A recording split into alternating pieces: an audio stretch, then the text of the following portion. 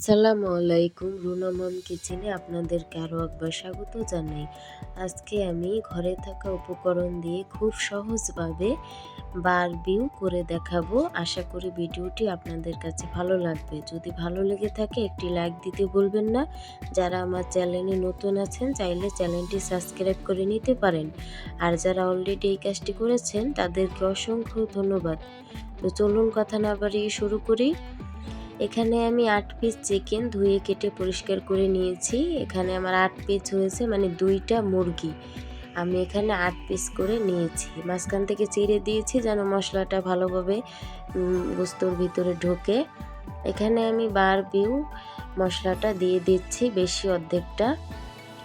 এখন আমি দিয়ে দেব 1 চা চামচ ভাজা জিরার গুঁড়া, 1 চা চামচ মরিচের গুঁড়া।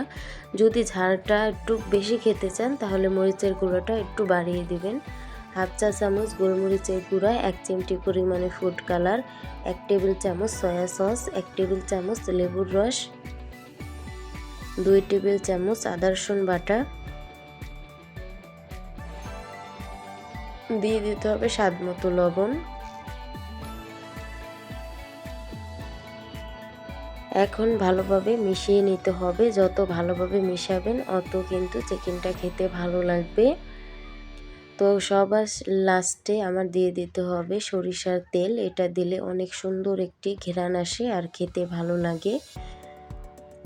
তো এইভাবে মেখে আমি 3 ঘন্টার জন্য রেস্টে রেখে দেব। আপনার হাতে যদি সময় কম থাকে তাহলে 1 ঘন্টা রাখলেও হবে। তো একটি প্যান গরম হয়ে আসলে আমি দিয়ে দেব রান্নার সাদা তেল। আপনি চাইলে এখানে সরিষার তেল দিয়েও ভাজতে পারেন।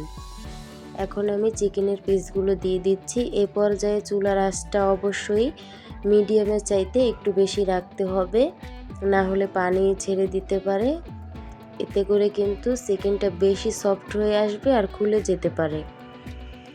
আর যদি চান আপনি এতগুলো চিকেন এইভাবে ম্যারিনেট করে নর্মাল ফ্রিজে রেখে দিতে পারেন। এতে করে যখন ইচ্ছে করবে তখন নামিয়ে ভেজে নিলেই কিন্তু হয়ে যাবে।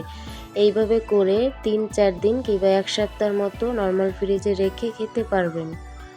তো 1 পিঠ হয়ে গেছে, আমি আরও 1 পিঠ উল্টিয়ে দিচ্ছি।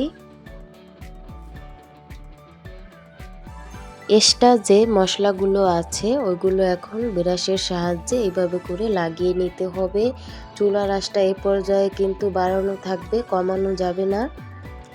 এখন আমার উল্টানো হয়ে গেছে। এই পর্যায়ে আমি ঢাকনা দিয়ে ঢেকে 10 মিনিটের জন্য ঢেকে রাখবো। আর চুলার আঁচটা মিডিয়ামের চাইতে একটু কমিয়ে দিতে হবে। 10 মিনিট পর ফিরে আসলাম। এখন আমি আবারও উল্টিয়ে দিচ্ছি।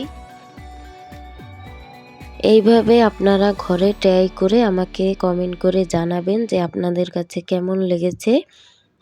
তো আমি আবারও উল্টিয়ে দিচ্ছি। এভাবে উল্টিয়ে দেওয়ার পরে আবারও ঢাকনা দিয়ে ঢেকে আরও 5 মিনিট আমি রেখে দেব। চুলার আঁচটা অবশ্যই মিডিয়ামে যেতে কম থাকবে। আর দেখতেই পাচ্ছেন আমার ফাইনাল লুক কতটা ইয়ামি আর সুন্দর হয়েছে। খেতে কিন্তু অসাধারণ হয়েছিল।